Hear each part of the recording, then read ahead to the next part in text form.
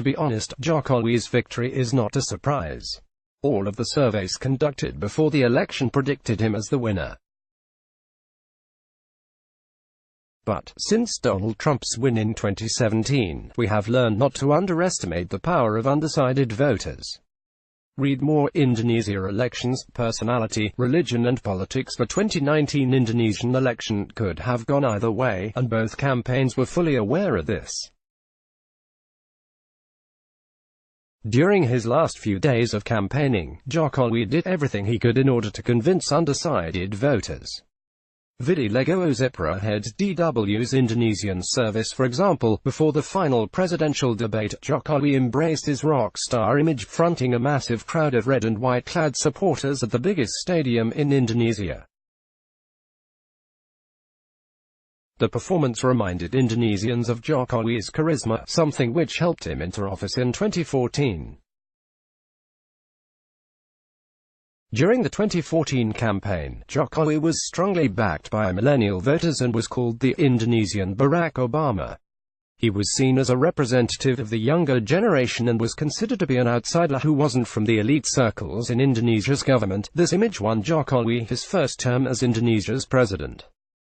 Read more: Indonesia election puts Islam on the ballot, but this time around, we have a different Jokowi. He's no longer the new guy carrying the torch of hope.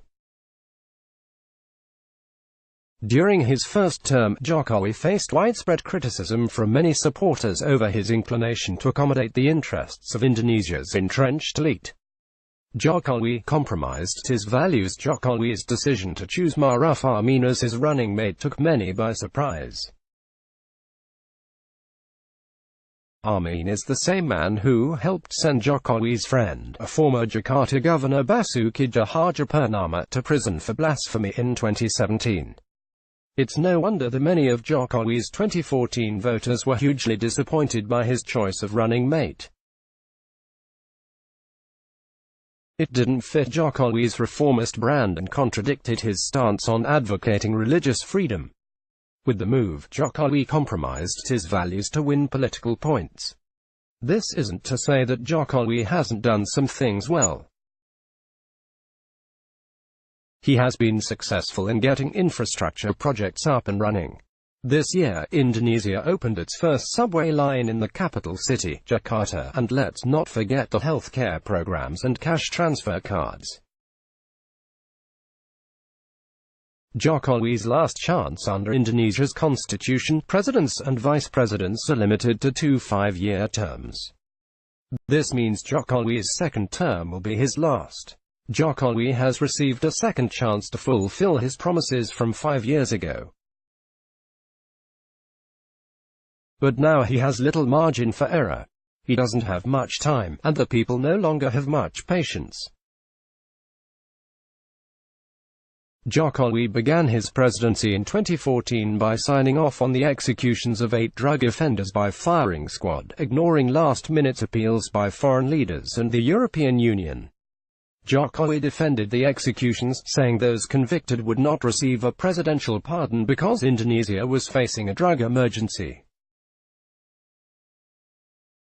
Read more: Indonesia's rightward tilt under a liberal president. He also vowed to have the government confront the country's mass killings during civil unrest in 1965 and 1966.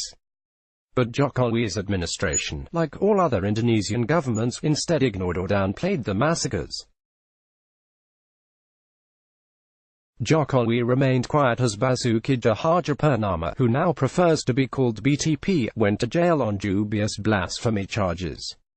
And under his watch, security forces have cracked down on Indonesia's LGBT community and religious minorities.